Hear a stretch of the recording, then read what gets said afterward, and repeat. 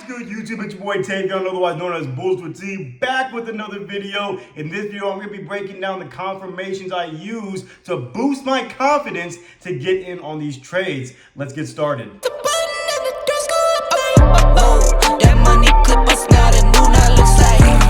So guys, as stated, this video, I'm going to be breaking down the confirmations and confluences that I look for before I get into a trade. And just to give you a bit of idea of what it's going to be about, it's going to really cover a lot of Fibonacci retracement and supply and demand. So before we get started to that, make sure you are subscribed to this channel. Share this with other people as well so they can subscribe. Leave a like for this video. Drop a comment, whatever else you'd like to see. And also, be sure you join the Discord. The link is below. It is absolutely free right now. I am teaching live sessions Tuesdays and Thursdays. You want to make sure that you're a part of that. But without further ado, let's go ahead and get right into it. So just to give you an idea or refresher of what Fibonacci retracement is. Fibonacci retracement is simply the tool used to really mark the area where price may be after a pullback occurs. So just to give you a quick example, if I were to draw my Fibonacci retracement tool from here, which is a low, to this high here, this green area you see here as price is where price is saying we believe price may come back to at one point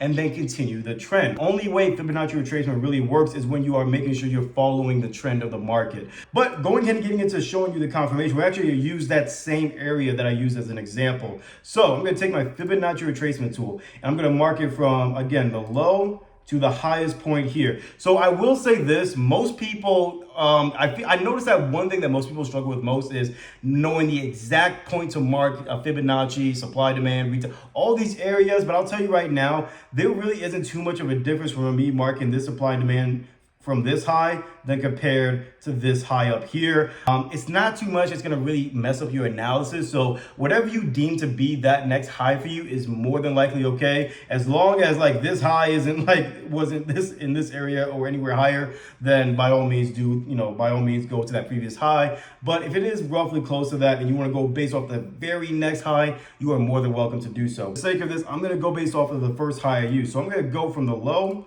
to the high here, right? So just to give you more of an in-depth analysis, I marked it from this low here all the way to this high here, because this is still a low and this is considered a high, and this would be my next high. So what I'm going to do next is simply then, what I'm going to do next is I'm going to then extend my Fibonacci retracement tool out. So you actually see here that we have a perfect retracement coming off of this area. So it fills in our Fibonacci retracement. Price broke out, came back, retested perfectly to then shoot back up. In this case here, since price is going upwards and is in an uptrend, at least in this area here, I am going to mark the demand area. How you mark the demand area when it comes to supply and demand is simply going off of the last bearish candle in the uptrend. And if you are in a downtrend, you will mark the last bullish candle in the downtrend. So in this case here, I am going to mark from wick to wick off of this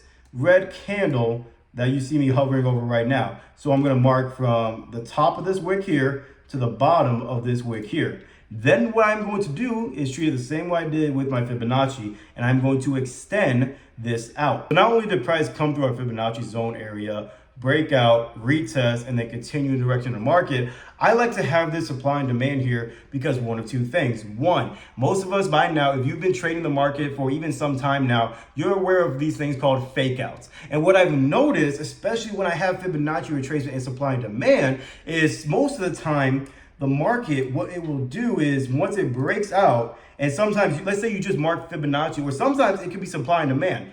Keep in mind, this example here is not just showing that, oh, supply and demand is the backup. Either or can be that extra confluence for you. So in other words, let's just say for you mark your chart up, it fills in your demand, right? And your Fibonacci may be slightly lower. So what I'm saying is, because fake outs occur, sometimes a fake out will come through our demand or supply area or Fibonacci, whichever that extra backup may be for you. And then price will then come back into the market and continue the direction as it should. So this is where I like to look at it as, okay, if I already entered the market here, which at this point here, because I have a retest here, I would definitely enter the market. But because price already retested, And in the case a fake out does occur and I see that price is starting to go back up, I could potentially look to take another buy entry at this low. So that's the real hidden secret, I guess you could say, behind Fibonacci and supply and demand. If you notice, they actually kind of correlate with one another, which is why they both really work so well.